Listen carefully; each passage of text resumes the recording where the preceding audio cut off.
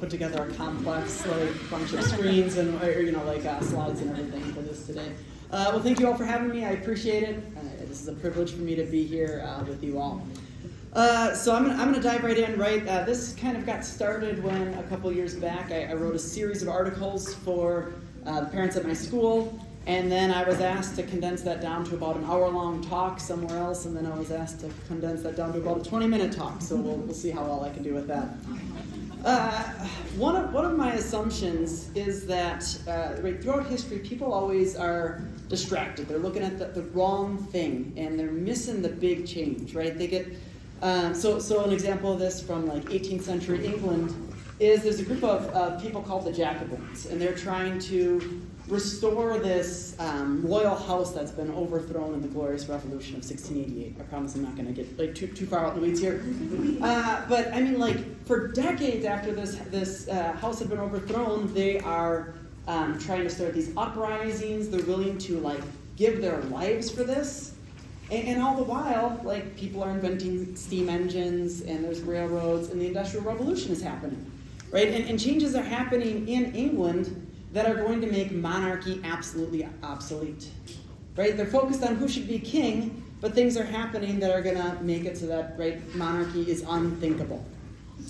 And I think something like that might be happening now, right? We get so caught up in whatever's happening this week, what curriculum are we, using at our school?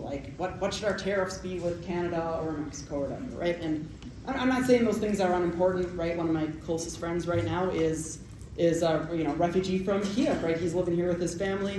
What happens week to week really does matter, right? It's really important, but I believe that there are bigger things, bigger changes, bigger forces happening that we often miss. And I think one of them is just the way we're interacting with technology, right? Especially in education, that's where I work. There are changes right now happening that are in some sense making books obsolete. We're arguing about what books we should read, right? Our kids might be losing the capacity to read and understand a book. So I'm going to start by talking about a few costs, right? We'll start with the diagnosis, with the problem. Then I'll offer some different frameworks of thinking through these.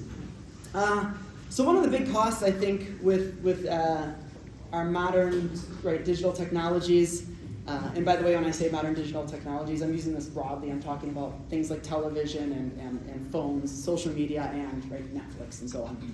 But one of the biggest costs is opportunity costs. The average person right now in the United States is spending around 49 hours a week in front of a screen apart from work, right? This is a tremendous amount of time that could obviously be spent doing other things. Right, and as a result, we're not doing those better things as often. We're sleeping less, we're exercising less, we're spending less time outdoors. Right, our children are reading less, they're playing less, they're engaging with other kids less. These are all essential to their intellectual and emotional development. And then even when we're doing the things that we ought to be doing, our lives are filled with constant distraction. Right, the average teenager receives 237 notifications a day on their phone. I don't even know 237 people. I don't even know how that works, right? But this is making us significantly less productive. It's impacting our ability to concentrate and focus on things, right? And it's affecting their learning, right? There's a lot of studies showing that simply having a phone in the room with us, right? Even if we're not using it, if it's just on the dresser or across the table, that's impacting our ability to remember, to concentrate. I don't have time to get into it. I'm actually fairly skeptical about tracking IQ scores, but if you believe that type of thing, right, it looks like our IQ scores are actually going down, that there's a correlation between that and phone use. Mental health, right, is a huge issue. Again, we can't show perfect causality between mental health and the use of phones, but there's a definite correlation there. In the 2020s, the past few years, there have been more deaths each year in the United States from fentanyl use than the American fatalities in Vietnam, Iraq, and Afghanistan combined. Right, and that's each year. Right, so massive number of deaths of despair from fentanyl. 1 out of every 4 Americans suffers from a mental health issue.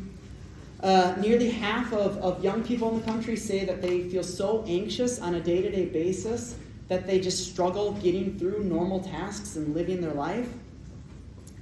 In a recent study, right, this is in 29 nations, they looked at teenagers and found that between 5 and 15% engage in what's called problematic social media use. Right? This means they have symptoms such as withdrawal when they're not on social media for periods of time, that they're neglecting other areas of their life, that they are lying to others in their life about how often they are on social media. 5 to 15%, like those types of behaviors are addictive behaviors. I don't know of any other product on earth that parents give to their children, right, knowing that about 1 out of every 10 are going to develop an addiction to the product. Right? And that's incredible. Even some of the things that help us can hurt us, right? Like, hey, I'm gonna get healthy. I'm gonna count my steps, or I'm gonna count my calories.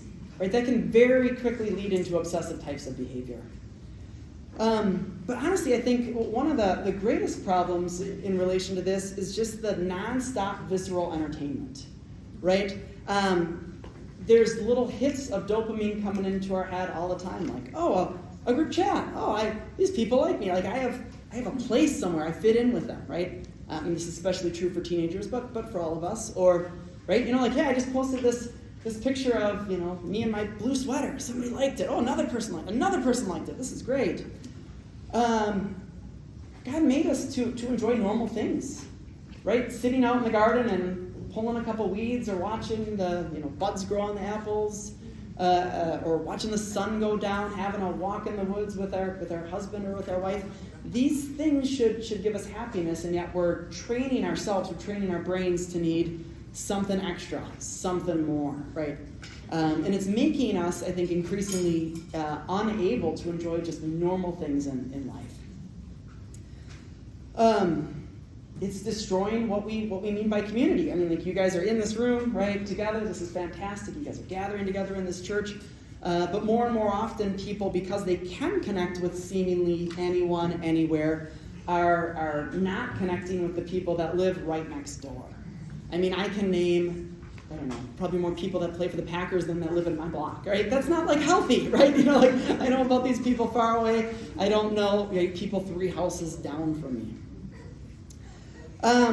Right, it's affecting how we are buying and selling and engaging in commercial enterprises, right? So for example, my son, my third son is, I don't know, gosh, he's 9, right? Sorry, it took me a second. But he knows how to find, like, every single Lego set imaginable on the internet, right? He doesn't know how to speak another language. He doesn't know how to build a table. He doesn't know how to, plant potatoes or dig them up or do, like, anything interesting or productive, right? I mean, something interesting, but I'm not trying to be too hard. But making things, serving others, these are the things that give life meaning, and yet we're being told, and to a large degree we've believed, that getting things, receiving things, buying things, this is what makes life worth living. And then we find ourselves in this odd place where we have big companies spending big time amounts of money telling us things like, hey, you know what? Follow your heart. Be yourself. Be authentic. And then they turn around and they're filling our hearts and telling us what it means to be authentic, right? They're telling us what it means to be ourselves. And so that they're both putting desires within us and then telling us, follow those desires. So again, when we're thinking through some of these dynamics, it's very important to remember that Amazon, Apple, the Facebook, whatever, none of these places are like charities. They're commercial enterprises. They're designed to make money from us. There's nothing wrong with making money, right? But they might not have our best interest in mind. Is what I'll say. I'm gonna just touch on this last cost very, very briefly. It sounds like somebody else is gonna follow up with it. But right, pornography, right? It's a plague. 25% of all internet searches are for pornography. 30% of all internet traffic is pornographic, right? It is messing people up. It's destroying marriages. It's preventing people from entering into marriages. It's corrupting people's minds, especially young men, about what's normal, right? again, I don't want to get into details, but when I read like research on this, and you have like 12-year-old boys thinking it's normal to like choke a girl, right? I mean, like there's there's violence, there's a lot of disgusting things tied in with that. Okay, so I'm going to pass that by without any more comment. Okay, so in terms of productive thinking, right, we have all these costs now what should we do?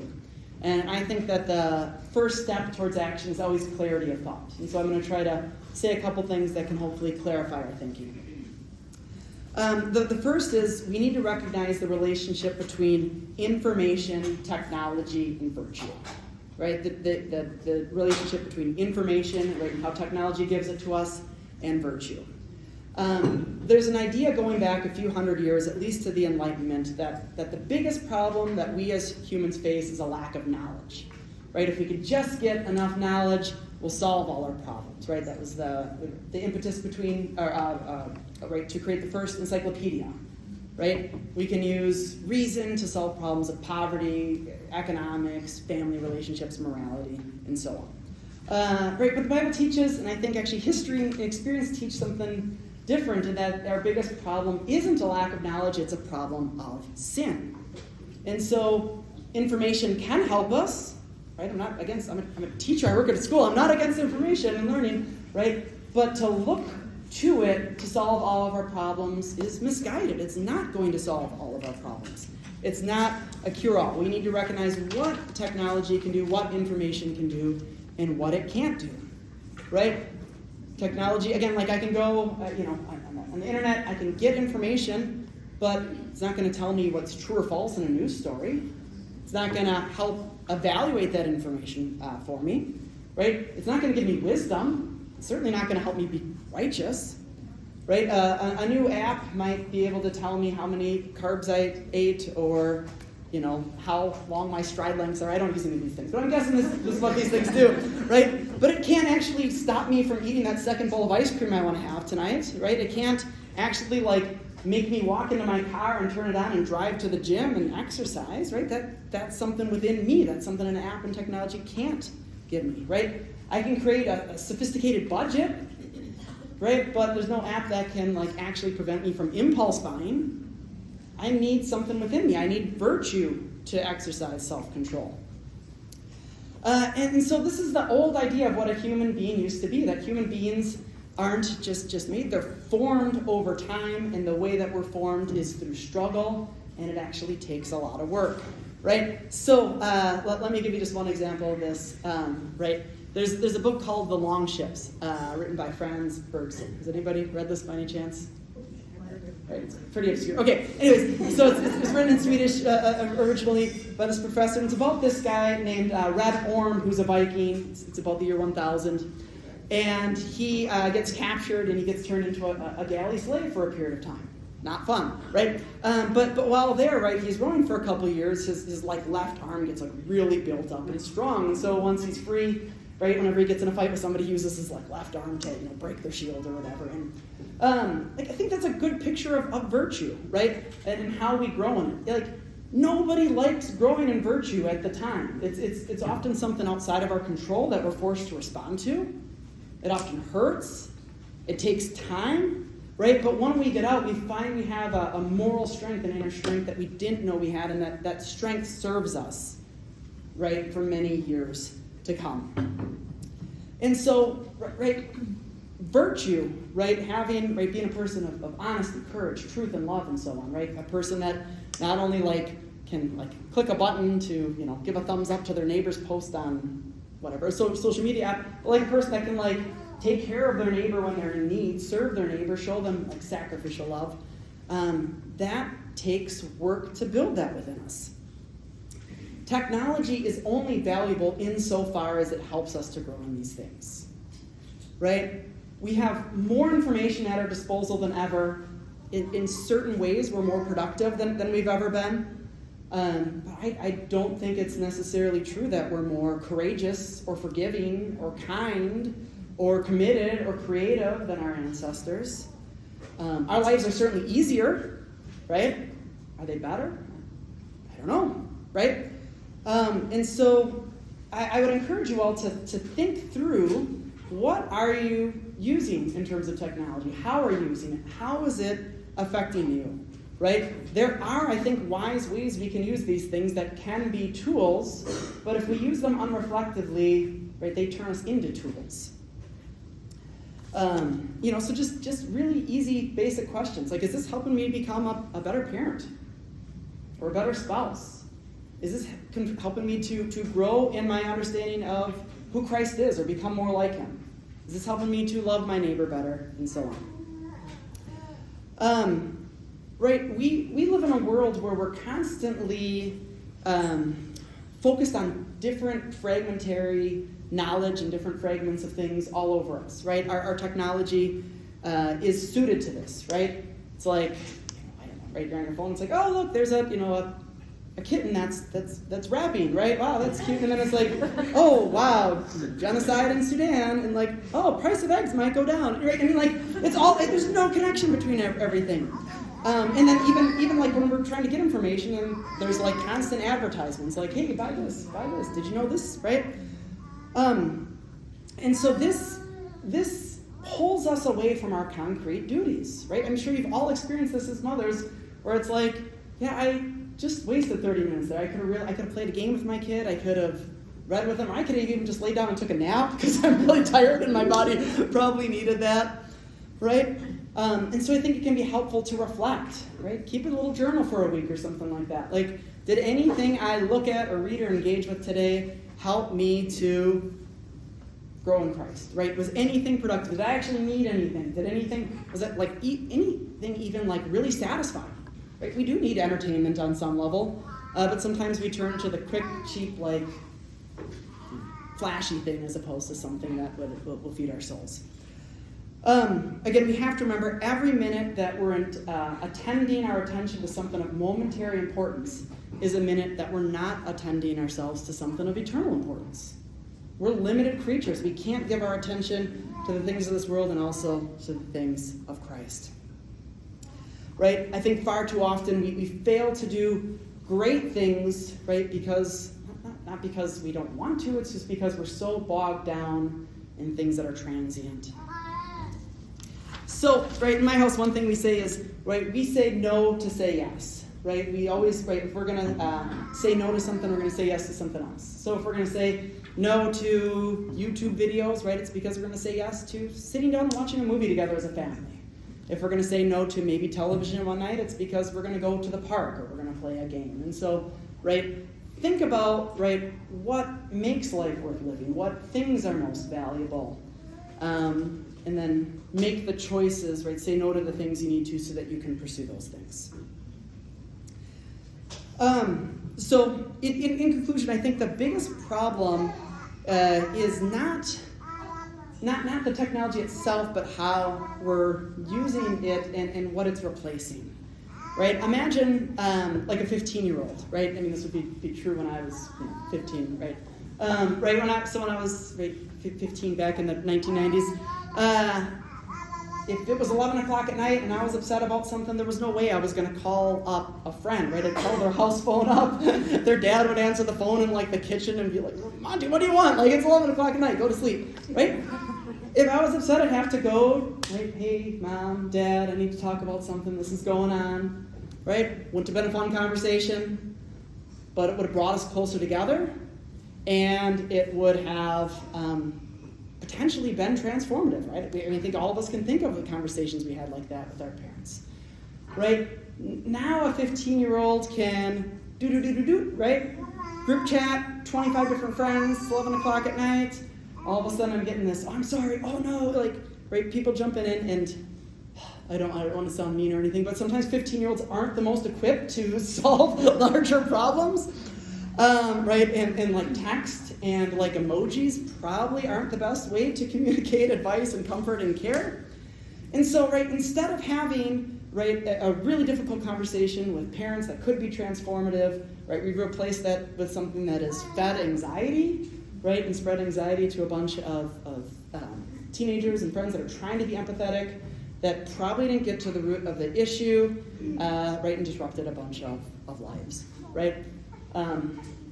So again, that's the challenge. Is a lot of times it's not like it's a had to like text your friends. It's what's being replaced because we're doing that. Okay, so that's about 20 minutes. I'll share just a couple things right on with this, practical things that I do in my house. Right, I've again five kids, and I don't know, I think I feel like I've experienced a lot of it, not quite everything, but a lot of it at this point in time. One, right, set a limit for work, right, and then just like shut things down, shut off the computer, shut off the modem, right. I don't know how, some of you guys are probably working a lot, some of you guys less, but it's just a good practice. We think because we can work, we should work. It's actually not healthy, right? Two, right, I'd encourage you to try to have one screen-free day a week. And if you want to swing for the fences, one screen-free month a year, right? I've had a number of families try this right at my school, and they've said the first couple of weeks were fairly miserable, but then they found their kids actually complaining less about being bored and trying different things, right? The more we try to kind of entertain them, sometimes the more reliant on that they get, and the more we just say like, hey, like go find a stick and poke it in the ground or something, like they respond. Limit apps on your phone, right? The more that we have, the more notifications and things we get, the more we're going to be drawn into it, right? On my phone, I have an alarm, texting, calling, and a calculator, and I think there's a stopwatch somewhere in there too, right? I don't even have, we have this whole school program. I don't even have it hooked into my phone. I can't even check my schoolwork. Gosh, I think on an average week I read somewhere between 400 and 500 emails, right? I mean, so I have a lot of communication. I never run it through my phone. I sit down, I do 100 of them, right? It's fairly miserable, right? But a couple hours, but I'm not constantly going back and forth between it. I think that you'll find if you approach things like that, you'll be both more productive and less distracted. Right? Do things like just write notes to yourself. Like a lot of times it's like, oh, I just got a quick check in here, or I just got a quick follow up with them. And sometimes you might need to, but sometimes that one thing that we're going to do, right, becomes 2, becomes 3, becomes 4, and then all of a sudden, dinner's an hour late, and whatever. So just write a note on a piece of paper. It'll be there when you come back. Number 5, I recommend no social media. That is, you can take or leave that. I was probably 20, right when Facebook came on. I jumped into a lot of that stuff early on. I was on Twitter for years. I do like news. I do like connecting with people. Right during the pandemic, I decided, I'm going to cut this out of my life and see how it feels. And that's about 5 years, and I haven't missed it. So, that's a suggestion. We do no streaming services at our house as well. Makes us more intentional, right? We're not sitting there browsing and, right, oh, should we watch this? Should we watch that? I don't want to watch that. My kids still do fine. Just about other things. But, right, you can go to the library. Pick something out intentionally, thoughtfully, not reactively, and you'll just end up watching things less. 7, delay phones, right? We waited till my daughter was 16 before she got a phone. She was frustrated by that, but, she, I think, appreciates it. Look, my kids are typical. We've run into some of the challenges with phones, and then she'll say, oh, Dad, I think I understood what you said about that, right? She's had those moments where, somebody's texting her at 11 o'clock at night, my boyfriend's going to kill himself, what should I do? And I'm like, you are not equipped to deal with this. You cannot try to... Anyways, okay. So we've delayed that. Yeah, she's working, she's driving, she needs one now. No immersive video games, right? This is especially true for boys, right? There is something in all human beings, but I think especially with guys where they want to feel like they're doing something worthwhile and meaningful. They like a little bit of risk, and video games replace that, right? Instead of doing something worthwhile and risky in real life, they can do it through a little avatar on the screen, and it really sucks in a lot of them. Right, in ways that are unhealthy. So we have an old Super Nintendo. My kids play twice a year, whatever. Right, number 9, right, send kids outside a lot, right? Even in marginal weather, it's actually pretty good for them. And then the last is I'd say, embrace being uncomfortable. I think that comfort might be one of the big, I don't want to say idols, that's too strong of a word, but something that we overvalue. Right? We have Uber delivery, we have film on demand, right? In the summer when it's above 82 degrees, I can walk from my air-conditioned office to my air-conditioned car, and for the 3 minutes till it kicks in, oh man, this is tough, like when it's cold, I got my, my hot shower and my warm, seats in my car.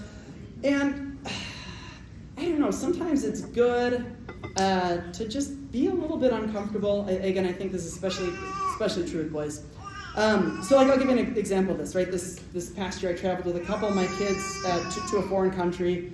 We couldn't speak the language there. We couldn't read anything there. And I'm like, you know what, kids, I'm not bringing my phone. I'm not we're gonna go into a, restaurant. I don't even they use a different alphabet. And we're just gonna try to figure out what something is, and we're gonna order and whatever, right?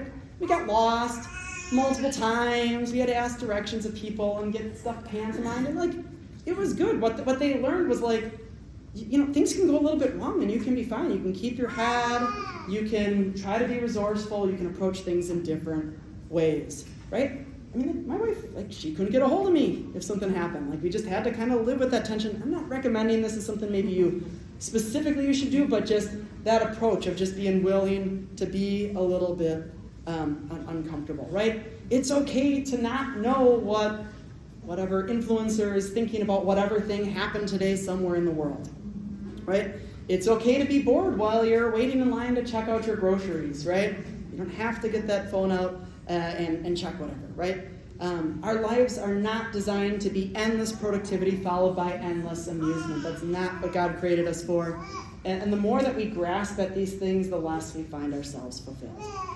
And so, right, those are just some very broad ideas. If it feels impossible, that's fine, right? I mean, I would just encourage you, think about one thing you can do, right? One way you can reset, one way you can reconsider, one thing to think about, and take a step in that direction, right? Technology is a good servant, it's a horrible master.